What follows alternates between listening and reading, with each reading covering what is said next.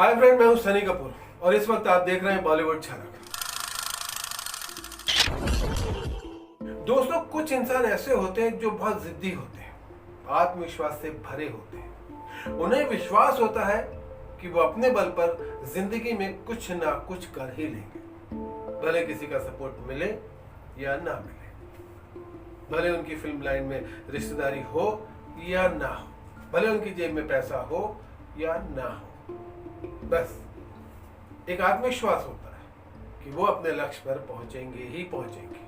आज मैं आपको एक ऐसे ही शख्स के बारे में बताने जा रहा हूं जिसे मैं खुद पर्सनली जानता हूं, बल्कि हम लोगों ने शुरुआत भी एक साथ ही की। नाम है यूसुफ कासमी। यूसुफ कासमी का बैकग्राउंड फिल्मी नहीं था, बल्कि उनके पिताजी फिल्मी दुनिया से बहुत चिढ़ते भी थे, नहीं चाहते थे कि यूसुफ कासमी फिल्मी दुनिया में आए, इसलिए हमेशा उन्हें मना करते रहते थे कि तुम ये फिल्मी दुनिया छोड़ दो या फिर घर छोड़ दो। लेकिन यूसुफ कासमी जो थे वो कुछ बनना चाहते थे, अपने दम पे कुछ करना चाहते थे, इसलिए वो फिल्मी दुनिया के चक्कर लगाने लगे। पिताजी को ये बात पसंद नहीं थी और एक दिन झगड़ा इतना बढ़ गया कि पिताजी ने कह दिया कि अगर तुम्हें फिल्म लाइन में जाना है तो तुम ये घर छोड़ दो। इस घर में रहते हुए तुम मेरे मुताबिक काम करोगे, फिल्मी दुनिया में तो बिल्कुल नहीं करोगे। लेकिन यूसुफ कासमी के दिमाग में तो बस एक ही धुन थी कि उन्हें कामयाबी हासिल करनी है, कुछ ऐसा करना है कि दुनिया उन्हें उनके नाम से जाने। और इसीलिए यूसुफ कासमी ने फैसला कर लिया कि वो घर छोड़ देंगे। अपने पिता से बगावत करके उन्होंने घर छोड़ने का फैसला कर लिया।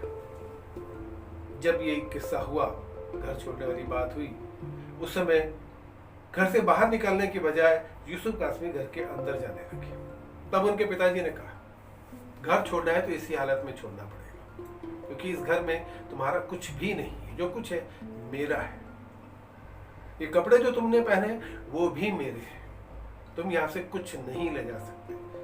शायद उनके पिताजी का ये मकसद था कि शायद यूसुफ डर जाए और वापस इस घर में रहने का फैसला कर ले, लेकिन यूसुफ कासमी कहाँ मानने वाले थे।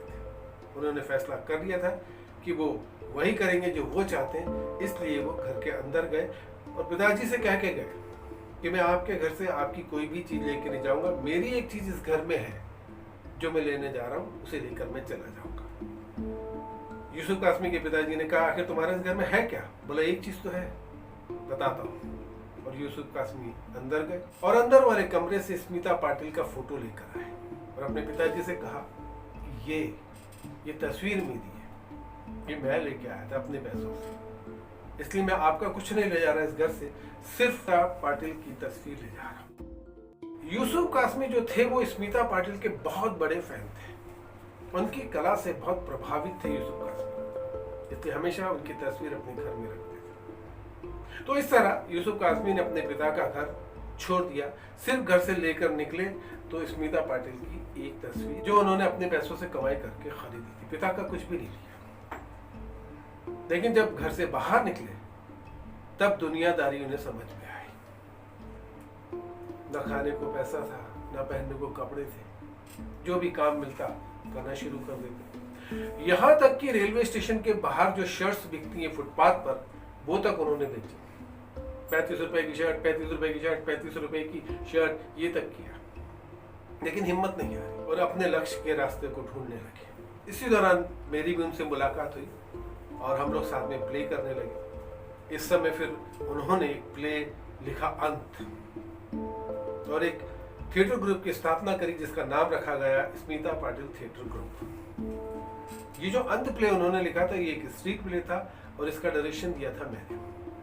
आज ये play Limca book of records में है। इसके हजारों शो हो चुके हैं और इसी प्ले के बदौलत गुजरात गवर्नमेंट ने कुछ साल पहले उन्हें king of the street play का खिताब भी दिया। इसके बाद यूसुफ कासमी राइटर कमलेश पांडे जी के असिस्टेंट बन गए और उनके साथ कई फिल्मों में योगदान दिया उन्होंने। खलनायक, तेजाब, ऐसी बहुत सारी फिल्में हैं जिसमें कमलेश पांडे जी के साथ यूसुफ कासमी बतौर असिस्टेंट राइटर जुड़े रहे। काम सीखते रहे, सीखते सीखते सीखते सीखते वो निर्देशक भी बन गए और एक्टर भी बन गए। और उन्होंने एक फिल्म डायरेक्ट करी परफेक्ट प्लान। इस फिल्म में वो सेकंड लीड में थे और इस सेकंड लीड के लिए उन्हें दादा साहब फाल्के अवार्ड से भी नवाजा गया। तो इस तरह यूसुफ कासमी हिम्मत करके, जीत करके, आत्मविश्वास रख के फुटपाथ से अपनी जिंदगी शुरू करी और Dada Saheb Phalke, Limca book of record, king of street play Gujarat government से उनको मिल चुका है। आज भी बॉलीवुड में लगातार यूसुफ कासमी काम कर रहे हैं। तो ये एक छोटा सा इंट्रोडक्शन था कि ऐसे इंसान का जिसे घर से निकाल दिया गया था, फुटपाथ पे सोए और दादा साहब फाल्के तक पहुंचे। ये उनकी लगन थी, ये उनकी हिम्मत थी, ये उनका आत्मविश्वास था जो उन्हें यहाँ तक लेके आया। तो दोस्तों, ये था बॉलीवुड का एक छोटा सा किस्सा। ऐसे बहुत सारे और भी किस्से, बहुत सारी और भी कहानियां हमारे पास मौजूद है। अगर आप उन कहानियों से, किस्सों से जुड़ना चाहते हैं तो हमारे चैनल बॉलीवुड झलक को सब्सक्राइब करिए और हमारे अगले वीडियो का इंतजार करिए। तब तक के लिए बाय।